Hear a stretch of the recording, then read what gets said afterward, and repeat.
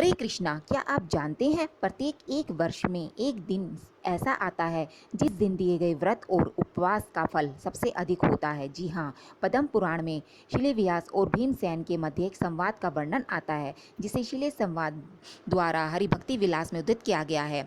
यहाँ वेद व्यास भीमसेन को कहते हैं, हे पुत्र भगवान केशव, जो कि हाथ में शंख चक्र गदा और पद्म धारण करते हैं, उन्होंने मुझे बताया था कि संपूर्ण वर्ष में होने वाली एकादशी के व्रत का पारण का पुण्य इस एक निर्जला एकादशी पर व्रत रखकर प्राप्त किया जा सकता है और इसमें कोई संशय नहीं।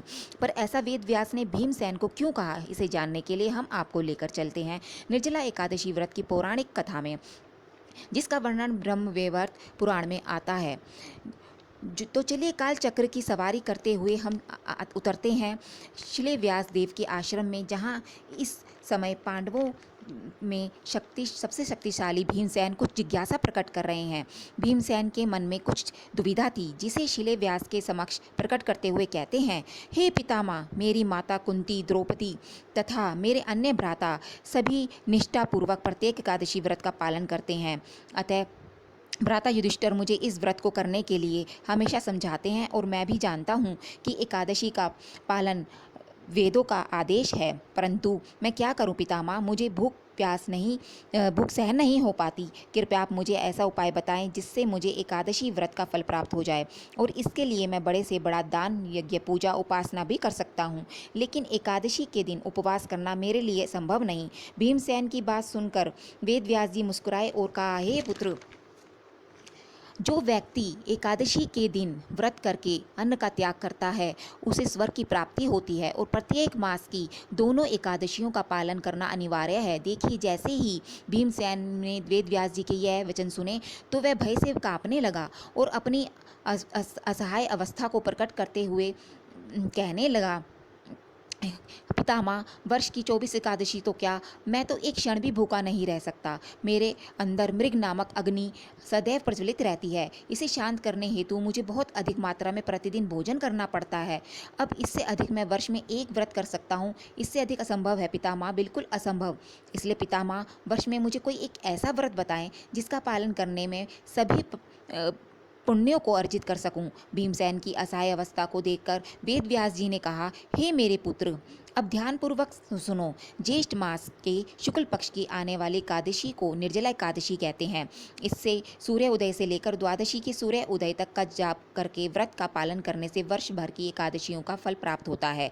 तुम मुझसे इस एकादशी से मिलने वाले पुण्य फल के बारे को सुनो। इस व्रत के पारण से सभी तीर्थों में स्नान करने का फल मिलता है और जीवन के अंत में मनुष्य को यमदूतों के बदले सुंदर यमदूत आध्यात्मिक लोक में ले जाने के लिए आते हैं। इस व्रत के पालन से सुमेरु के समान पापों के पहाड़ का भी नाश हो जाता है। अमावस्या के दिन सूर्य ग्रहण काल में पितरों के श्राद्ध करने से पुण्य फल प्राप्त होता है।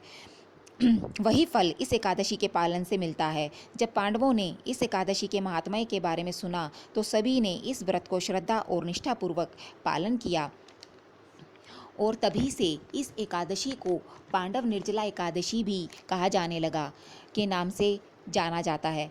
चलिए अब हम वर्ष में आने वाली इस एक एकादशी के व्रत विधि और व्रत के नियमों के बारे में जो बताते हैं। पांडव निर्जला एकादशी, चलिए अब देखते हैं इस एकादशी का व्रत का पालन कैसे करें। देखिए, हमारे जीवन में एक छोटे से छोटी चीज़ के लिए भी हम आयोजन करते हैं, चाहे वो हमारे निजी जीवन में हो या सामाजिक व्यवस्था में। तो क्या हमारे सामाजिक जीवन के लिए सबसे महत्वपूर्ण ऐसी निर्जला एकादशी के लिए हमें कोई आयोजन या पूर्व तैयारी नहीं करनी चाहिए? बिल्कुल करनी चाहिए। और इसीलिए आज हम आपको बताते हैं कि निर्जला एकादशी के दिन मुख्य 6 कार्य अवश्य करने चाहिए, जिसके विषय में शुल व्यास देव ने भीमसेन को बताया था। सर्वप्रथम जो भी व्यक्ति इसका पालन करना चाहता है, एकादशी के दिन ब्रह्म मुहूर्त के दिन उठकर स्वच्छ होना चाहिए। उसके पश्चात अपने घर में या मंदिर में या ऑनलाइन सुबह 4:30 बजे होने वाली मंगला आरती का दर्शन करना चाहिए। निर्जला एकादशी के दिन अन्न के साथ जल का भी त्याग करने का प्रावधान है। इसलिए दूसरा कार्य यह है कि जो भी व्यक्ति शारीरिक रूप से स्वस्थ और सक्षम है वो निर्जला एकादशी के दिन किसी भी प्रकार से भोजन, दूध या जल का भी सेवन नहीं करना चाहिए। सर्वगर्भ स्त्रियों, बूढ़ों और बच्चों के लिए इसमें कुछ हद तक छूट दी गई है। वे फल, दूध या अन्य एकादशी का प्रसाद आदि ग्रहण कर सकते हैं, लेकिन किसी भी स्थिति में किसी भी व्रती को गेहूँ, चावल, दाल इत्यादि ग्रहण नहीं करना चाहिए। तीसरा अन्य महत्वपूर्ण कार्य इस दिन करना चाहिए वो है भगवान श्री कृष्ण के पवित्र नाम हरे कृष्ण कृष्ण कृष्ण हरे हरे, हरे राम राम राम हरे हरे मंत्र का अधिक से अधिक मात्रा में जाप करें। निर्जला एकादशी के दिन आप इस महामंत्र की 25, 24 या 64 माला करने का संकल्प कर सकते हैं।